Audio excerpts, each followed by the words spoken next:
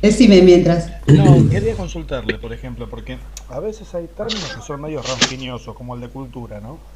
Es tan amplio que puede ser, ¿Medio qué?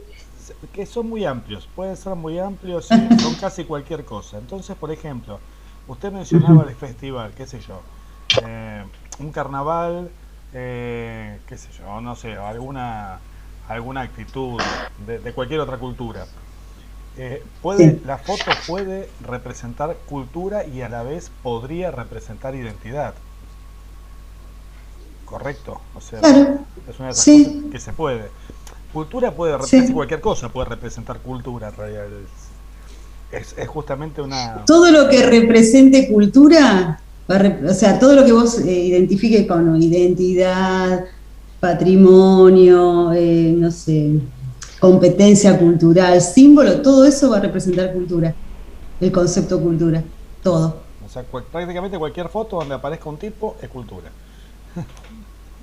Es casi inevitable. Bueno, es que depende lo que vos analices de esa foto.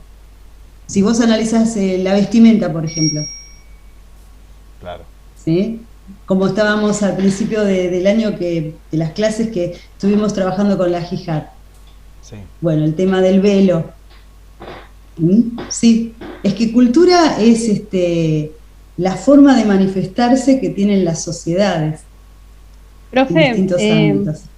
Sí, Valeria. en línea con lo que dice Alexis, por ejemplo, porque hay definiciones como muy abiertas que me permiten como pensar en desde el punto en lo que todo lo que hace el hombre es cultura.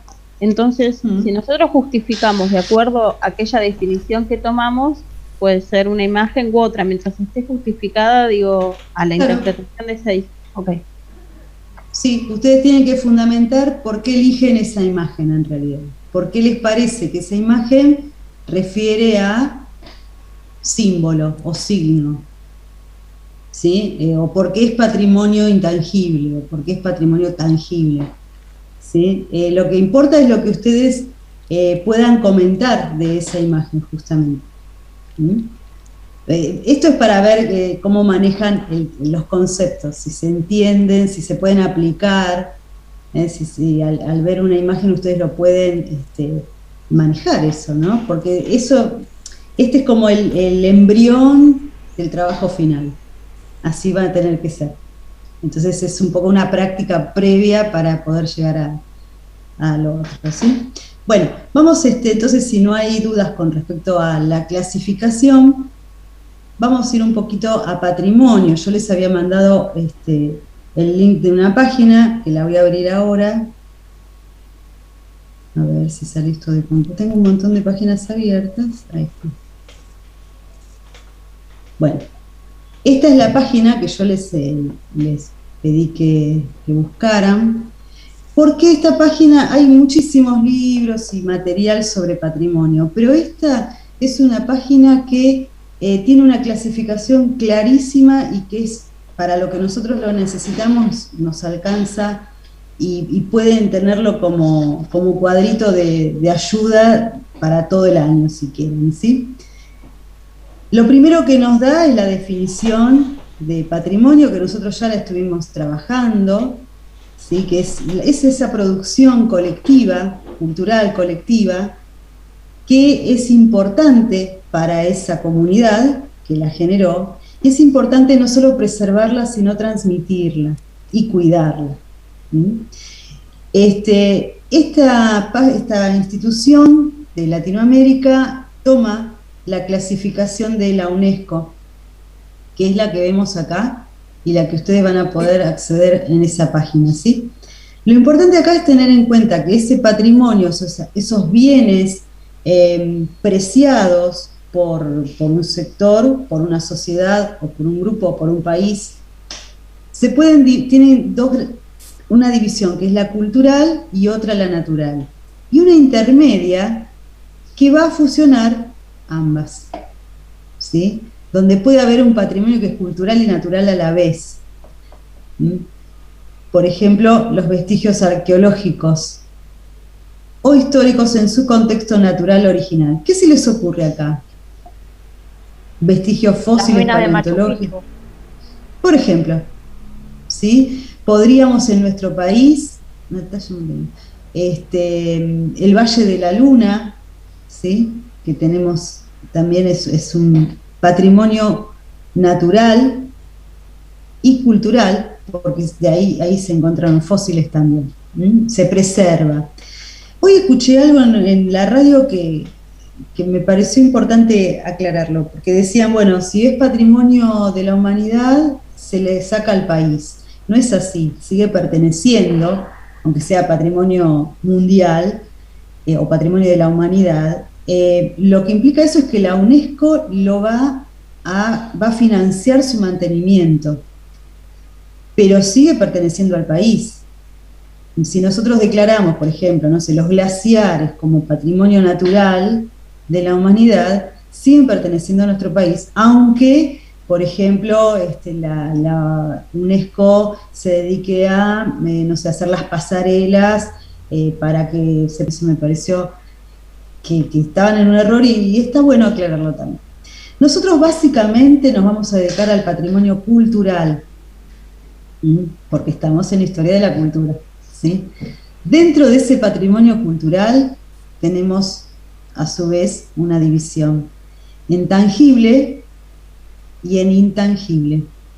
Tangible es aquello que yo puedo ver, tocar, ¿sí? Que va a ser aquello que es concreto.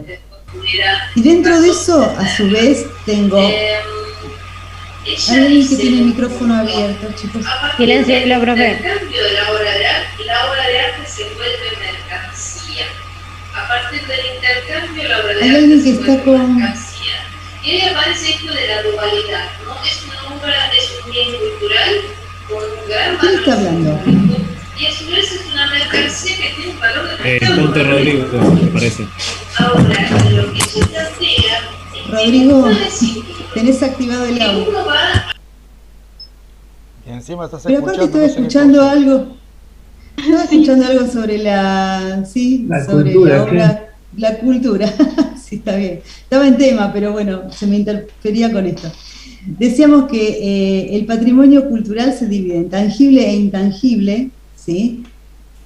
Y dentro de lo tangible, lo que se puede mover, trasladar, y lo que es inmueble. Dentro de lo que es movible, vamos a encontrar pinturas, esculturas, libros, maquinarias, bueno, todo lo que dice acá, ¿no? Objetos para rituales, material audiovisual, objetos domésticos. Si yo estudio, por ejemplo, la vida cotidiana en 1910 y hago un trabajo arqueológico y encuentro un montón de ollas o vasijas de la época, eso sería un patrimonio cultural tangible, mueble, por ejemplo, ¿sí? Si yo voy al Museo de Bellas Artes y me encuentro con la pintura que hizo Prilidiano Pueyrredón sobre Manuelita Rosas, ese es un patrimonio cultural tangible, mueble, aunque mida 2 metros de alto, pero se puede trasladar. Eso es lo que implica que sea mueble. Y lo inmueble son los monumentos, que pueden ser grandes estatuas, por ejemplo, que pueden ser monumentos arquitectónicos, mansiones de otras épocas, ¿sí? El Cabildo, por ejemplo, es un monumento histórico. De ahí tenemos patrimonio cultural, tangible, inmueble. Y todo esto les sirve para el trabajo que tienen que hacer. Entonces, por ejemplo, monumentos artísticos, conjuntos arquitectónicos. A veces tenemos una escultura que es muy grande y casi imposible de mover, pero si se puede mover, es mueble, no es inmueble. Por ejemplo, la estatua, ¿ubican la estatua de Juana Zurduy? Que hubo tanta polémica, que estaba ahí detrás de la casa de... Sí. Bueno, que fue trasladada a la Casa de Gobierno, bueno, ahora está frente al Centro Cultural Kirchner. Esa estatua es enorme. Si uno la ve diría, esto es inmueble. Pero no, porque se puede trasladar. Distinto es una casa, por ejemplo. Bueno, profe, la casa, hay una casa que perteneció a Rosa, que está en Monte, y y la trasladaron. Efectivamente fue un traslado enorme, unos camiones gigantescos sacaron la casa desde los cimientos, la montaron arriba del camión y la trasladaron a 5 kilómetros por hora por un par de días. Tardaron semanas en llevarla hasta Monte y la emplazaron en Monte. A veces uno parece que no es algo inmueble y se puede. Bueno, desde el origen es inmueble. Lo que pasa es que hicieron un trabajo así muy fuerte para poder moverlo, pero no es lo frecuente, ¿no? Perdón, profe, la estatua de Colón también. Pues el otro día fui a Aeroparque, que venía de afuera y vi la estatua de Colón, no la había visto. El traslado que hicieron al Aeroparque. Claro, o sea, es mueble, aunque sea muy grande, es un patrimonio cultural mueble, tangible y mueble. ¿Sí? Igual en una época se habló de una locura, ¿no? De pasar el edificio de obras públicas que está ahí en la 9 de julio. ¿Se acuerda que se decía que lo iban a sacar, lo iban a trasladar? Una cosa loca. Sí, pero trasladar no el edificio, o sea, las funciones. No, pero dicen, se trajo estudio de ingenieros y todos como para hacer se hizo un estudio sobre... De la 9 de julio, ¿no? En general, lo que es arquitectónico se considera inmueble, ¿no? Por la imposibilidad, o sea, hay que invertir mucho para poder trasladarlo en última instancia. Bueno, si yo por ejemplo hago una restauración de una obra de arte y tengo que sacar, no sé, vas a suponer, vamos a ir bien a lo grande, la Capilla Sixtina, tengo que desmontar las pinturas que están allí en el techo porque están deterioradas y las tengo que restaurar, pero las quiero bajar. ¿Eso es mueble o inmueble? Esas pinturas. Son inmuebles. Están pintadas en el techo. ¿Son qué? Son inmuebles esas pinturas. Es más, si me apura si un poco, bajo, una vez que la restauró, ni siquiera la misma pintura, y ya es otra. Bueno, discusiones sí, de las obras de arte. Bueno, la restauración está contemplada dentro de lo que es mantener una obra de arte sin cambiar su esencia o sin decir que ya no lo es, o que no es del siglo XVI, por ejemplo, ¿no? Profe. Sí. Esperen, que quiero saludar a Ernesto. Esperen, un minuto. Hola, Ernesto. Bienvenido. Gracias. Con toda la fuerza, Bueno, ¿quién me preguntaba? ¿Alguien me dijo, profe? Sí, yo. ¿Se escucha ahí? Decime el apellido, porque yo los tengo... Alzogaray. Alzogaray. Dale. No, sí, tenía una duda en relación a esto de la restauración, ¿no? ¿Qué pasa cuando en la restauración se pierde la esencia o se transforma en algo distinto? Eso está ligado a lo que la sociedad, digamos, acepta, contempla sobre esa restauración.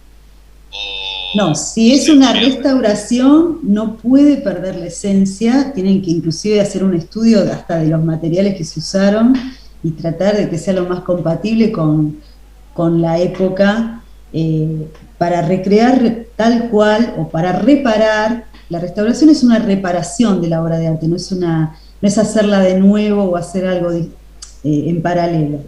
Lo otro que se puede hacer es una recreación, que se llaman incluso calcos en algunos casos, pero que ya no es esa obra de arte. Hay gente muy especializada, eso es toda una carrera la de restauración, ¿no? Donde justamente se estudia la época, los materiales, cómo trabajar esos materiales para que sean reparados sin que sean alterados, como esa obra de arte original. Claro, si porque la esencia está mal hecha la restauración. ¿La recreación sería como Ciudad Santa? La que está ahí enfrente de... Por ejemplo. Sí, en Aeroparque. En Aeroparque que sería algo fiel a lo que supuestamente era Jerusalén en su momento. Por ejemplo. Sí, eso es una recreación, pero hay algo, por ejemplo, ¿O es un parque temático? ¿Cómo se toma eso? En principio es un parque temático, pero que está recreando un espacio cultural, religioso y demás. Ese espacio temático. Lo que iría más como una recreación son los calcos en lo que es escultura. De hecho, en Buenos Aires hay un museo del calco, donde uno puede ir y ver el David, de Miguel Ángel. Y uno dice, pero ¿cómo? Bueno, porque está hecho justamente tratando de mantener absolutamente todo, pero no es el original. Por eso se lo llama calcos. ¿Sí? Claro, pero no es la obra original, aunque sea perfecta, no es la obra original. Pero fíjese qué cosa tan y tampoco curiosa, es una restauración. Qué cosa tan curiosa con el tema de la esencia. Yo lo pongo a Ernesto a pintar una frutera. La pintura que Ernesto está haciendo es una pintura naturalista.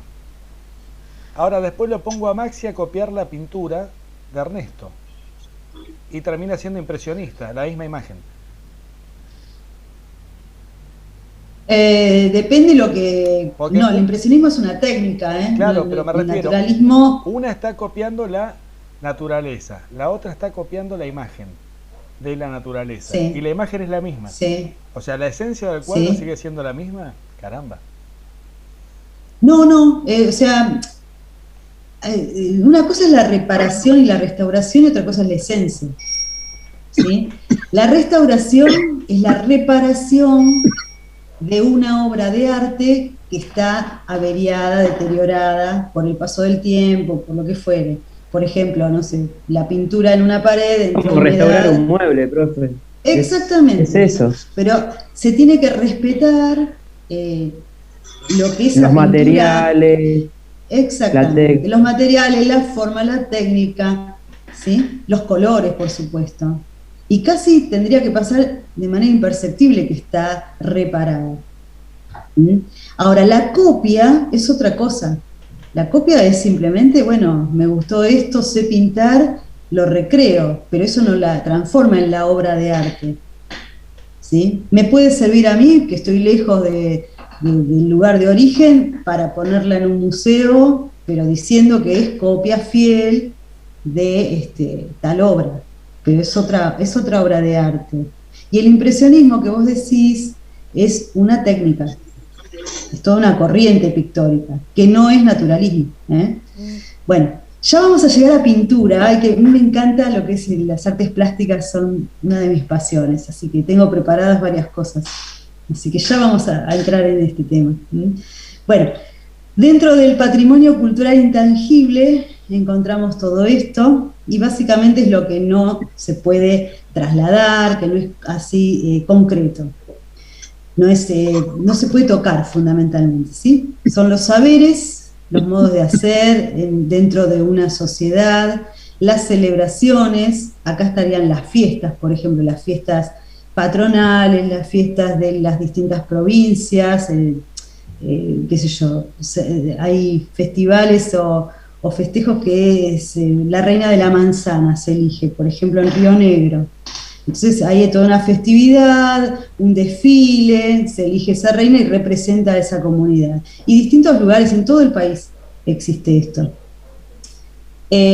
Formas de expresión, manifestaciones literarias, por ejemplo el folclore, la música folclórica, el rock, el tango, todo esto estaría dentro de patrimonio intangible.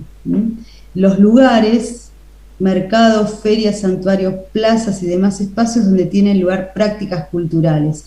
En realidad el lugar es un patrimonio cultural inmueble, la celebración es lo que lo hace intangible a ese patrimonio. La celebración de una misa, por ejemplo, puede ser patrimonio cultural intangible. La iglesia donde se realiza esa ceremonia, si es una iglesia considerada no sé, histórica, va a ser un patrimonio cultural tangible inmueble. ¿Se entiende? Esto es lo que ustedes tienen que tener en claro. Yo se los dejo hasta acá. Ustedes pueden ir, pero ahí tendríamos que ir más o menos a la historia de primer año, que tampoco vamos a volver a PET mundial, porque tendríamos que ver con los fósiles y demás. En Argentina hay la Cueva de las Manos, por ejemplo, es uno de ellos. Es un patrimonio cultural natural, entre otros, ¿sí? Y después están los naturales, los patrimonios naturales, considerados por la UNESCO, que son las reservas naturales, por ejemplo, ¿sí? Los glaciares. Hay uno en los esteros de Liberá son declarados también patrimonio natural. Esto significa que son cuidados por la UNESCO, son financiados. Sí. Perdón, así porque me quedo. ¿Hay alguna iglesia que sea un patrimonio cultural? Porque Sí. nunca. Sí. No sabía. La iglesia de Luján, por ejemplo, la catedral de Buenos Aires. En Buenos Aires casi todas son patrimonio, no mundial, pero sí nacional. No sé quién me está hablando, chicos.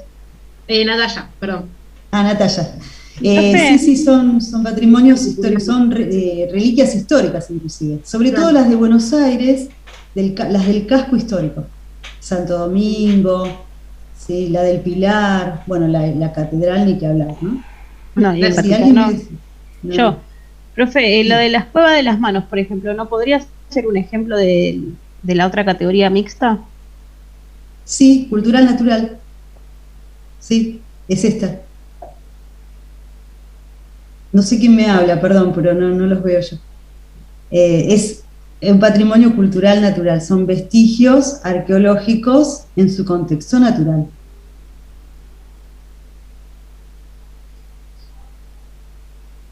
Bueno, muy bien.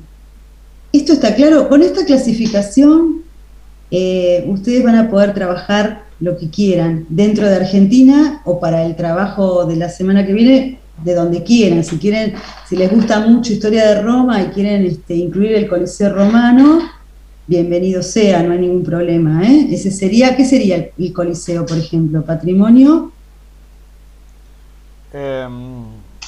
Cultural. Inmueble. Cultural. Tangible, inmueble. ¿Sí? Ahí está. Tangible, inmueble. ¿Sí? Pueden ir por donde quieran. Para la clase que viene no necesitan que sea de historia argentina. ¿Sí? Ya después nos vamos a meter todo el año con historia argentina. ¿Alguien está en el chat? Bueno, esto entonces sería de patrimonio. Para que ustedes lo tengan claro, lo tienen también en Classroom, tienen el link, ¿sí? Y algo que yo les había pedido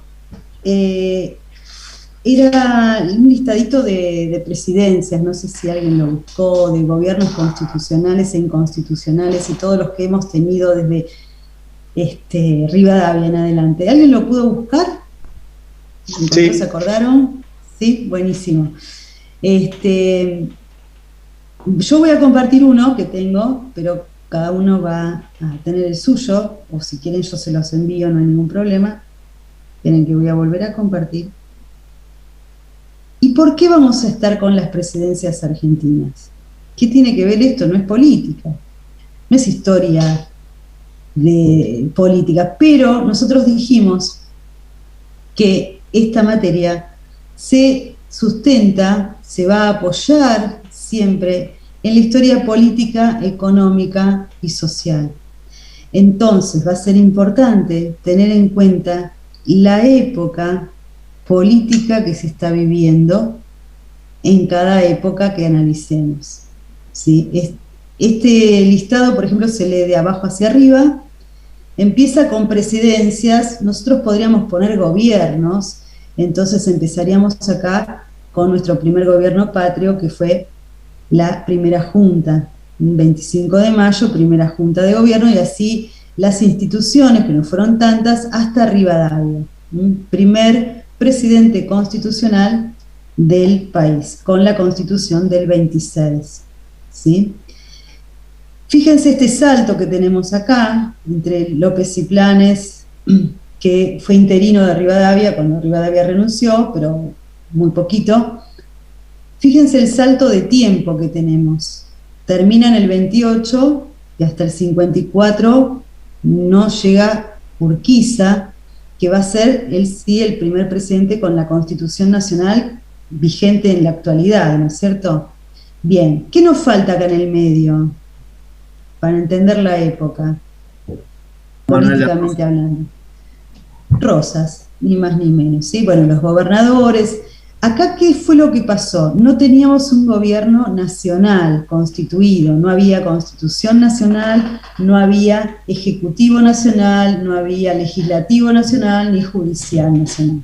Las provincias eran autónomas con un gobernador muy fuerte, muy poderoso, que tenía la representación en el exterior, las facultades extraordinarias, ¿sí? Bueno, acá no lo tenemos por ese motivo, porque son presidencias nacionales, y acá no había todavía unidad política nacional, ¿sí? Acá ya tengo en el 53, 1 de mayo del 53, la sanción de la Constitución Nacional, que es la que tenemos vigente al día de hoy, y el primer presidente electo bajo las reglas de esa Constitución va a ser Urquiza. Urquiza, Derqui. Ustedes cursaron ya tercer año, ¿no es cierto? De Historia Argentina. Entonces esta parte ya la han visto.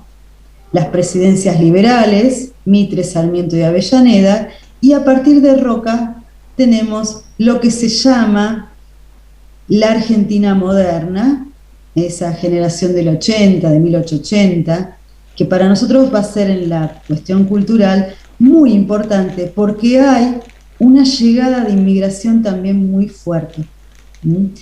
¿Qué sucede? Esa inmigración que va a llegar va a poner en cuestionamiento los paradigmas culturales de la época, porque van a traer también su bagaje cultural. Y entre su bagaje cultural van a traer sus ideas políticas. Y ahí ya esa misma gente a la que se llamó, se buscó, vengan a trabajar y demás, se la va a empezar a perseguir. Entonces va a haber cambios de paradigmas culturales, propiciados por la inmigración y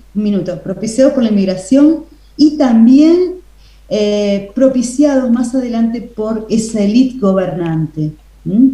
Vamos a ver una cosa, durante las presidencias anteriores, quiero bajar un poquito, acá está.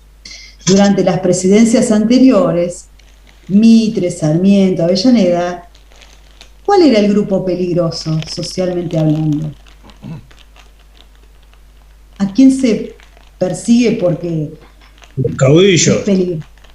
Bueno, los caudillos, Sarmientos, bien. ¿Y como sector social, no político? Social, los vagos y mal entretenidos, ¿no?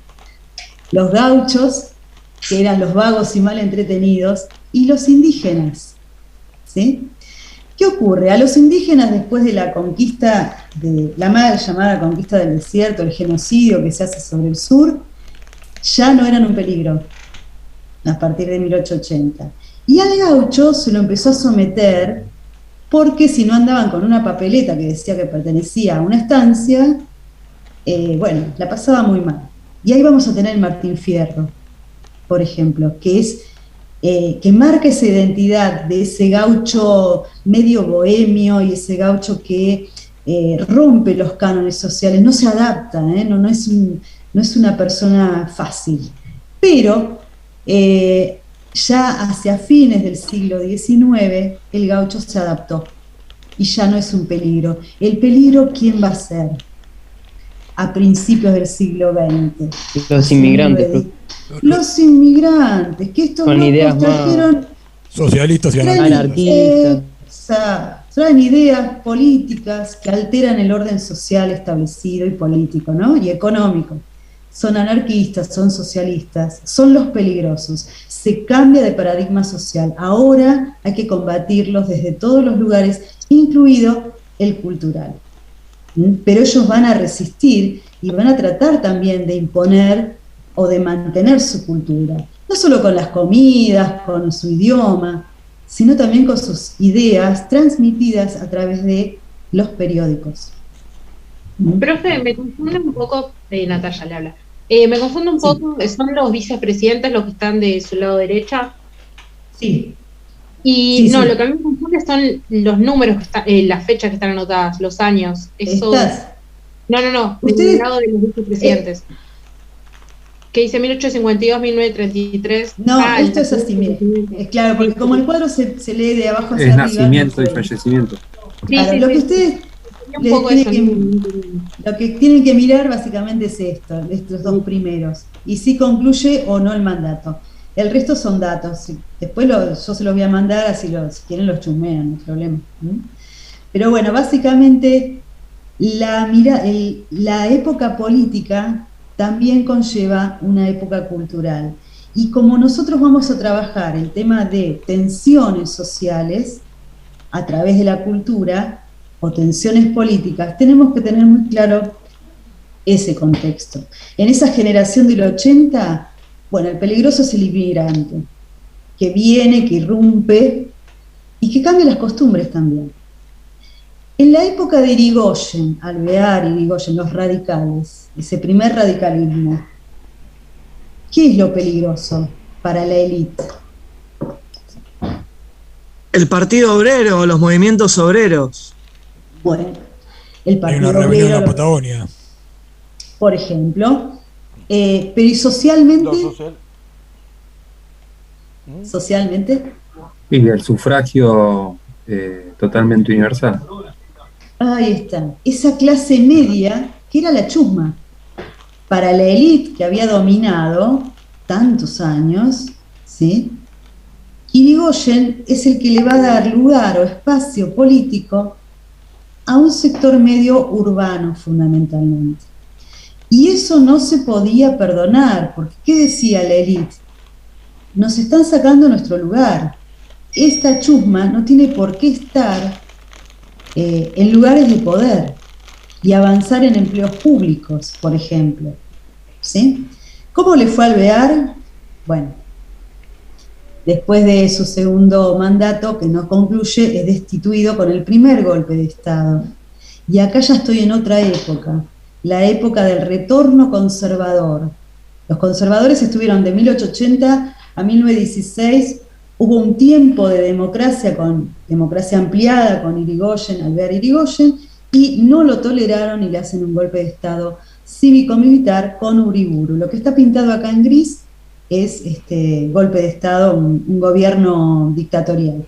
Profesora, disculpe, ve que ahí dice la causa de, por ejemplo, renuncia, concluye su mandato. ¿Qué significa normalizador? ¿Que el periodo que ellos tenían que estar lo pudieron cumplir? ¿Qué sería? No, que va a normalizar la situación política según sus propios criterios, ¿no? Y se van a ir cuando consideren que eso está normalizado para dar paso a la democracia. Van a normalizar la situación para que retorne la democracia. Ellos acá, las dictaduras no tienen un tiempo, pueden estar 1 año, 2 años, 7 años, 3 meses, ¿sí? Cuando ellos consideran que se normalizó la situación, que se calmó el conflicto por el que ellos asumen, dan paso a la normalización política abriendo otra vez a elecciones. Luego de, por ejemplo, esta normalización, vamos a tener democracia, pero fraudulentas. Son constitucionales, pero hay fraude, lo que llamaron ellos mismos, no es que se inventó, ellos mismos orgullosos dijeron que era un fraude patriótico. ¿Por qué tenían que hacer un fraude? Miren la palabra, ¿no? Parece hasta una contradicción. ¿Por qué un fraude patriótico? ¿Cómo se puede explicar eso? ¿Por qué dirían patriótico? Porque yo tenía entendido que lo hacían para el bien del pueblo, digamos. Cuando fueron elecciones, y creo que ganaron los radicales también, le dieron de baja esas votaciones y dijeron no. Eso no fue así. Exacto. No sé quién me estaba hablando, pero bueno, estaba muy ellos bien. Pensaban supuestamente que lo que votó la gente no era lo mejor para la gente. Claro, la chusma, esos sectores medios urbanos que ahora pueden votar, que es un horror para ellos, se equivoca. Como no sabe votar, van a votar mal. Entonces ayudémoslo, hagámoslo por la patria, hagamos fraude por el bien de todos. Esto es lo que ellos decían, para mantenerse enquistados en sus sectores de poder y seguir dominando esos sectores, ¿no es cierto? Bueno, y ahí tenemos a Justo, Ortiz y Castillo. Acá tenemos otro golpe de Estado, el golpe de Estado del 43, donde tenemos a los dictadores Ramírez y Farrell, y durante estos gobiernos ya empieza a emerger una figura que era un coronel, pero que empieza a hacer su camino político, que va a ser Juan Domingo Perón, con distintos cargos que va a ir adquiriendo. En el medio de todo esto podríamos incluir un hecho que es el 17 de octubre, ¿no?, del 45, donde, bueno, Perón ya se consolida como figura política y se prometen elecciones. Ven que Farrell también dice normalizador, porque es el que va a abrir paso a las elecciones y a la democracia. Se va a normalizar la situación política. Hay elecciones, gana Perón, se hace una reforma constitucional y hay reelección. Entonces Perón tiene 2 mandatos seguidos, pero el último no lo concluye porque hay otro golpe de Estado. 2 dictadores, normalizan, Frondizi, Guido e Ilia, son presidencias de muy corta duración, con el peronismo proscripto, con el radicalismo que puede asumir, pero que no se puede mantener en el poder. Profe. Bien, sí. ¿Se pueden caracterizar como democracias esos gobiernos estando, más allá de ser democráticos? Porque, por ejemplo, si hilamos fino, democracia hasta que la mujer no vota no podría ser, digo, pero más allá de ese hilván más fino, si vamos a lo constitucional, que un partido esté proscripto es anticonstitucional, entonces, ¿se pueden tomar como democracias, siendo que ha de estar el peronismo proscripto? Desde una opinión meramente personal yo te diría que no, pero desde lo constitucional, desde lo legal en la época, porque se sacaron leyes para eso, son gobiernos legales y elegidos por el pueblo, aunque gran parte esté, sin la posibilidad de elegir a su partido, ¿no es cierto? Pero se han sacado leyes para... Perdón, profe, pero a Guido me parece que no lo eligieron. O sea, a Ilia y Frondizi sí. Frondizi y Ilia, sí. Guido fue alguien que asume cuando sacan a Frondizi, que le hacen un golpe, pero no asume militar. Esa fue la gran diferencia. Desde lo legítimo creo que no, desde lo legal sí. Pero igualmente, legalmente, la Constitución prevalece a las leyes, por más que la saque quien la saque, digo, la Constitución es anterior. Sí, bueno, está bien, pero ¿a quién se lo reclamas en el momento? En contexto, ¿sí? A largo plazo, yo ya te digo, de entrada, para mí, si hay un partido que es inclusive el partido más, que representa mayor cantidad de gente, que no está representado, bueno, la democracia es una democracia, yo la llamo débil. No debería ser así, pero fue así y fue la manera de volver a algo constitucional o democrático, pero muy leve, muy suave, porque algo que tenemos que tener en cuenta en la historia, y en la Argentina está muy presente en el siglo XX, son los grupos de poder o hegemónicos. Y en esta época el grupo militar, el sector militar, era el gran grupo de poder ejecutor de los proyectos económicos, por ejemplo, y de una élite. Hay como una alianza, ¿no?, bien marcada. Entonces, a efectos de clasificación, los clasificamos como democracias débiles, si quieren. No fueron elegidos por el pueblo que podía elegir, porque el resto, bueno, con Ilia hubo un porcentaje altísimo, un 20% más o menos de votos en blanco inclusive, ¿no? Así que fue la segunda fuerza. Está por cerrar esto, entramos un minutito cuando se corta. ¿Te puedo hacer una preguntita? Sí. Relacionándolo con lo que estábamos hablando hoy al principio